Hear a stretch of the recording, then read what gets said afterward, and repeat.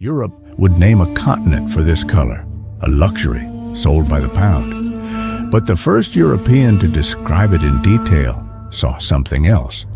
In 1557, German adventurer Hans Staden, a captive of the Tupinambá, published his True History.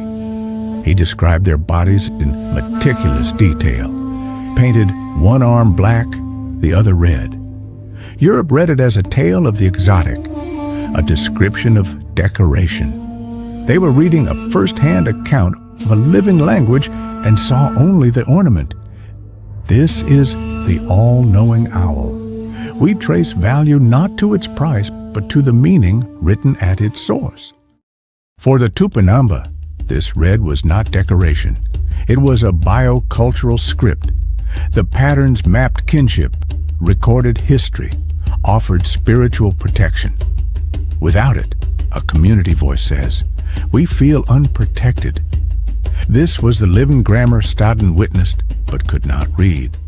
Europe wanted the color, not the code. Their demand triggered the Bloodwood cycle. Indigenous people, for trinkets, hauled wood on bare shoulders to ships. The living script of the body was forced to write a new sentence, the export ledger. It was a hemorrhage of meaning. At contact, over 70 million Pau-brasil trees stood, a continent's identity, translated into tonnage. The color flourished abroad as a ghost in velvet and paint. Its source was becoming a ghost in its own land. Modern science offered a forensic translation, the molecule Brazilian. We had the chemical key, but the tree itself resisted cultivation. Science could describe the what, but not the why. The full cipher was never in a lab. It was in the living memory, in the sacred rituals, in the annual pilgrimage for those lost to history. Here, the paint is armor for memory. It is how a people declares, we are here. By the late 20th century, people could say, I have never seen Pau-brasil. The source was erased, but the grammar refused to die. A suppressed language does not die while a single speaker breathes. Today, this grammar asserts itself in the public square. It flows in the march for the forest, a direct, visceral line from Staden's description to modern resistance.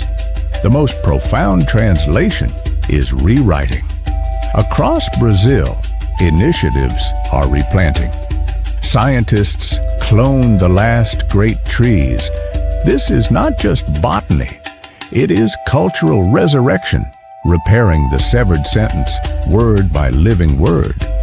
The luxury Europe sought was always a phantom. The true wealth was the symbiosis, the deep dialogue between a people and a living library. They tried to burn the library, but a covenant written in the language of life has roots. It resprouts. Hans Staden was a witness to a language he could not translate. We have his testimony. Now, we have a choice: to see only the exotic color he described, or to finally read the living word it was meant to be. The red was never just a color, it was a covenant, and a covenant can be renewed.